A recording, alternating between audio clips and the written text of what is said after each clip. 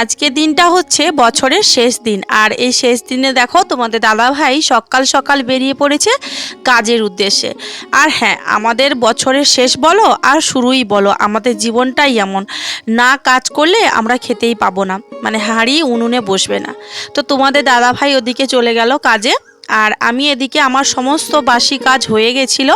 তো এই যে দেখো বেশ কয়েকটা তোমাদের দাদাভাই গেঞ্জি আর আমার এই একটা নাইটি, এগুলো আমি সার্ফ জলে দিয়েছিলাম, সেগুলো কাচা ধোয়া করে এখন একটু মেলে দিচ্ছি।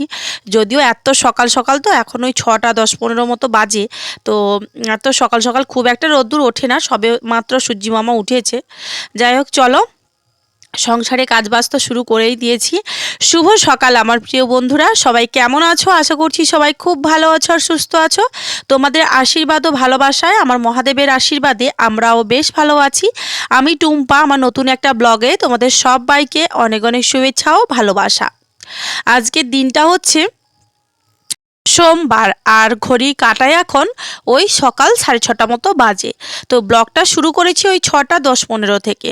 তো চলো ব্লগটা কন্টিনিউ করতে থাকো, আশা করছি আজকের ব্লগটা তোমাদের খুব ভালো লাগবে। আসলে কি বলতো, একা সংসার তো, সেই জন্য সব কিছু সামলে, বাচ্চা সামলে, বাচ্চার পড়াশোনা সামলে সব কিছু যখন করে আসি, তখন না বড় ভিডিও সত্যি বলছি আমার এডিট করতে একটুও ইচ্ছে করে না। তখন না ভীষণ ক্লান্ত হয়ে যাই। আর দুপুরবেলা মানেই জানো এখন তো অনেকটাই গরম পড়ে গেছে, দুপুরবেলা যখন একটু রেস্ট করি তখন না সত্যি বলছি ফোনের দিকে তাকাতে আমার ইচ্ছেই করে না। এই যে ভোর 5টার সময় ঘুম থেকে উঠে পড়ি, আবার সেই রাত্রিবেলা রাত 12টার সময় ঘুমাতে যাই, আর ওইটুকু সময়ের মধ্যে কি শরীরে রেস্ট করা যায় বলো? তো যাই হোক, কিছু করার নেই, একার সংসারে সবটা তো এভাবেই করতে হবে। তো দেখো আমি তোমাদের সাথে কথা বলতে বলতে মশলার কৌটোগুলো সব কিছু ধুয়ে মুছে পরিষ্কার করলাম, কারণ আজ হচ্ছে সংক্রান্তি, মানে বছরের শেষ, চৈত্র মাসের শেষ। আজ আবার চড়ক, কিছু কিছু জায়গায় তো চড়ক হয়ে গেছে, আমাদের এখানে হবে।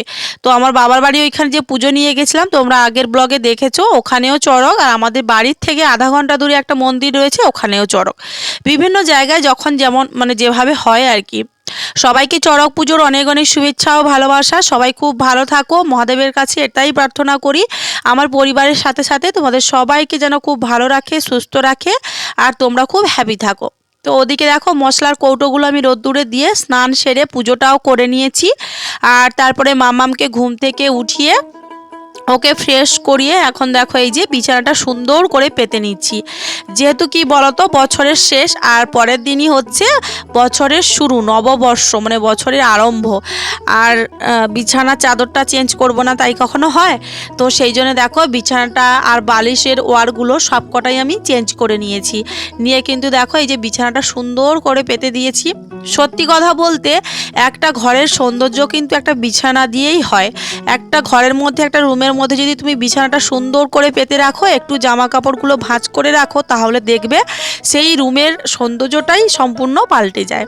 তো ওদিকে সব কাজবাজ সেরে সকালে জলখাবার খেয়ে নিয়েছিলাম একটু পান্তা ভাত, তারপরে কিন্তু দেখো সোজা চলে এসেছি রান্নাঘরে। আজকের ওভেনেই রান্না করব। তো আজ হচ্ছে নিরামিষ, ওই জন্য একটু মুগের ডাল বসিয়ে দিচ্ছি। মুগের ডালটাকে তেল দিয়ে ভেজে নিচ্ছি, আর ওদিকে ওভেনে ভাত বসিয়েছি। আর এদিকে দেখো সবজিগুলো আমি কেটে নিচ্ছি, একটু পুঁই ডাঁটা আলু বেগুন দিয়ে একটা চচ্চড়ি বানাবো। আর মাম্মাম গেছে ওই বাড়িতে ও ঠাম্মির কাছে, আর সেই সুযোগে আমি এদিকে রান্নাটাও করে নিচ্ছি। বাচ্চা যখন কোলে থাকে না, তখন কিন্তু সংসার সামলে বাচ্চা সামলাতে ভীষণ কষ্ট হয়। একদিকে ছোট বাচ্চা কখনো পটি করে দিচ্ছে, তো কখনো কান্না করছে, কখনো খাওয়াতে হচ্ছে, তো কখনো ঘুরতে যেতে ইচ্ছে করছে। সব কিছু কিন্তু ঝামেলা আমি একা হাতেই করেছি, আমার কিন্তু পাশে কেউ ছিল না। সত্যি কথা বলতে মানে পুরনো বছরে অনেক কিছু স্মৃতি, অনেক দুঃখ কষ্ট সবার মনে রয়েছে। তবে পুরনো বছরের সব কিছু স্মৃতি ভুলে, স্মৃতি তো কখনো ভোলা যায় না, বা মানুষের খারাপ কথাও কখনো ভোলা যায় না, বা খারাপ আচরণও ভোলা যায় না। তবে কি বলতো, দিন চলে যায়, মাস চলে যায়, বছরও চলে যায়, কিন্তু মানুষের দেওয়া কষ্টগুলো কখনো ভোলা যায় না।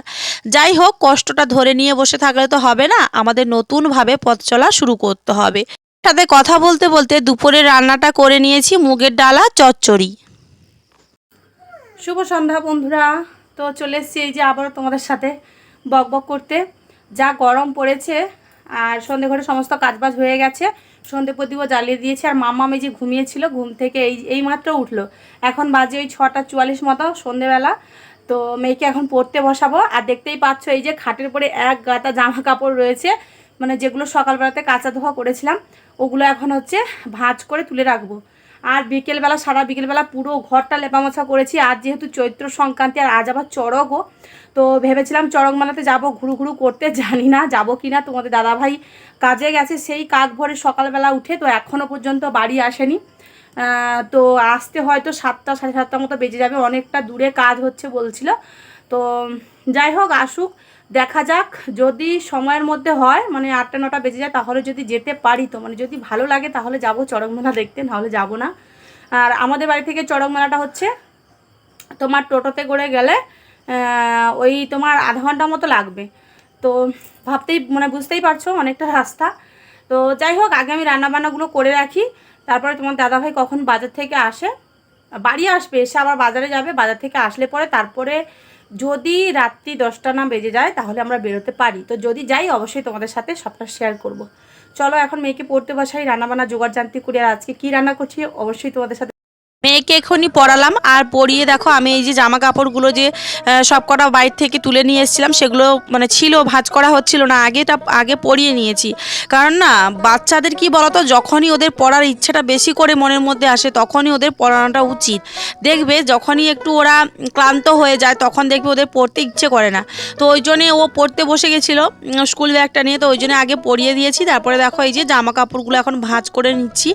মেয়ের তো জামা কাপড় রয়েছে, তার সাথে সাথে আমার বেশ কয়েকটা মানে একটা শাড়ি আর দুটো বেডশিটও আজকের কেচে নিয়েছি। কারণ কি বলতো, এই যে চৈত্র সংক্রান্তি বছরের শেষ আর পরের দিন থেকে মাত্র কয়েক ঘন্টার অপেক্ষা, তারপরে তো নতুন বছরের শুরু, তাই না? আর ময়লা জামা কাপড় রেখে দিতে না আমার একটুও ভালো লাগে না, বিশেষ করে জামা কাপড় বলো বা আমার বিছানা বেডশিট বা বালুশের চাদর বলো, যাই বলো না কেন, মানে ওয়ার বলো, তো সেই জন্যই এগুলো আর ফেলে রাখতে ইচ্ছে করে না। ওই জন্য আমার যতই কষ্ট হোক না কেন রোজ দিন কিন্তু আমি কাচা ধোয়া করি, তোমরা আমার ব্লগে দেখবে আমি রোজ দিনই কাচা ধোয়া করি। তো যাই হোক চলো, এদিকে আমি জামা কাপড়গুলো ভাঁজ করতে করতে আমার মিষ্টি মিষ্টি বন্ধুদের কমেন্টের রিপ্লাইগুলো দিয়ে দিই। ভৌমিক কমেন্ট করেছে, অনেক দিন পরে তোমার ভিডিও দেখলাম, খুব ভালো হয়েছে, thank you so much Indrani, এভাবে আমার পাশে থেকো, আমাকে সাপোর্ট করো। প্রতিভা সাউ কমেন্ট করেছে, খুব ভালো হয়েছে, থ্যাংক ইউ সো মাচ তোমাদের দুজনকে, এভাবে আমার পাশে থেকো, আমাকে সাপোর্ট করো। আর হ্যাঁ, তোমরা অনেকেই আমার ব্লগ দেখো কিন্তু আগের মতো আর কমেন্ট করো না, সত্যি এটা ভেবেই ভীষণ খারাপ লাগে যে এত কষ্ট করে আমরা ব্লগ ভিডিও বানাই, সংসারে কাজের সাথে সাথে ভিডিওটা তো আর এমনি এমনি ক্যাপচার হয়ে যায় না, স্ট্যান্ডটাকে এদিক ওদিক সেদিক ক্যামেরাটা অন করতেও একটা সময় লাগে। কিন্তু আমাদের কষ্টের কথা কাকে বলবো বলো, তোমাদের ইচ্ছে হলে তবেই না আমাদের ব্লগ দেখবে। তো যাই হোক, জানি না তোমাদের মানে কখন ভালো লাগবে তোমরা আমাদের ব্লগগুলো দেখবে, বা তোমাদেরও সংসারে অনেক কাজবাজ থাকে, তোমাদেরও সুবিধা অসুবিধা থাকে, তোমরা যে শুধুমাত্র আমার ভিডিও দেখার জন্য বসে থাকবে তা কিন্তু নয়। তবে একটা কথা বলবো, তোমরা প্লিজ সবাই আমার পাশে থাকো, আমাকে একটু সাপোর্ট করো আর একটু সময় করে আমার ব্লগগুলো দেখো। আর ভিডিওগুলো ভালো লাগলে ভিডিওতে লাইক করো, কমেন্ট করো আর চ্যানেলটা সাবস্ক্রাইব করে আমাদের পাশে থেকো। আর যদি ভিডিওটা খুব ভালো লাগে অবশ্যই ভিডিওটা শেয়ার করে দিও। তো এদিকে দেখো আমি জামা কাপড়গুলো ভাঁজ করে নিয়েছিলাম, তারপরে কিন্তু নারকেলটা ছাড়িয়ে এই যে দেখো নারকেলটা এখন কুড়ে নিচ্ছি। আর যেহেতু চৈত্র সংক্রান্তি ওই জন্য ভাবলাম বছরের শেষ দিন সংক্রান্তি একটু পিঠে বানাবো। অনেক দিন ধরেই নারকেলটা বাড়িতে ছিল, আমার কাকিমা দিয়েছিল, বাবার বাড়িতে গেছিলাম কাকিমা দিয়েছিল, তো সেটা রান্নাই করা হয় না। তোমাদের দাদাভাই এনেছে ডিম, এতগুলো ডিম এনেছে, তো এগুলো এখন ফ্রিজের মধ্যে রেখে দেবো। আর যেহেতু আজ হচ্ছে সংক্রান্তি আর পরের দিন থেকে হচ্ছে বছরের প্রথম দিন মানে পয়লা বৈশাখ, তো বৈশাখ মাস পড়লেই কিন্তু ডিমের দামটা একটু হলেও বেড়ে যাবে। আর চৈত্র মাস আমাদের এখানে কিন্তু বেশিরভাগ মানুষেরা ডিম কাঁকড়া শুকো মানে এগুলো খায় না, চিকেন খায় না। তো গতকাল থেকে খাওয়া স্টার্ট হবে সবারই, তো সেই জন্য এতগুলো ডিম এনেছে। আর মা দিয়েছিল ওই দিন যে মেয়ের মানসিক শোধ করতে গেছিলাম ওই দিন মা দিয়েছিল 6টা মতো ডিম, ওগুলো রয়েছে, খাওয়া হয়নি। তো বৈশাখ মাস থেকে আমরা খাওয়া শুরু করব। আর মাত্র কয়েকটা ঘন্টার অপেক্ষা, তারপরেই তো শুরু হয়ে যাবে রাত 12টার পরে নতুন বছর নতুন দিন। তো কী যে ভালো লাগছে কি বলবো তোমাদের, সত্যি পয়লা বৈশাখ বা তোমার 1 জানুয়ারি এলে আমার এত ভালো লাগে মানে কি বলবো তোমাদের। তো যাই হোক, আর এই বছর পয়লা বৈশাখে সব থেকে বড় কথা হচ্ছে তোমাদের দাদাভাই বাড়িতে রয়েছে, এর থেকে খুশি আর আনন্দের বিষয় কিছু হতেই পারে না। তো যাই হোক দেখো ডিমগুলো এখন ফ্রিজের মধ্যে রেখে দেই, চলো।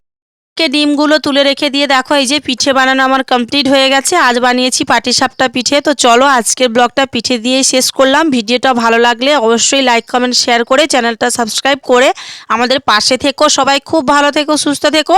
আর সবাইকে আগাম শুভ নববর্ষের অনেক অনেক শুভেচ্ছা ও ভালোবাসা। বড়দের অনেক প্রণাম আর ছোটদের বুক ভরা ভালোবাসা। তোমাদের সবার নতুন বছরটা খুব খুব ভালো কাটুক। সবাই ভালো থাকো, সুস্থ থাকো এই প্রার্থনাই করি ঈশ্বরের কাছে। চলো, গুড নাইট, টাটা।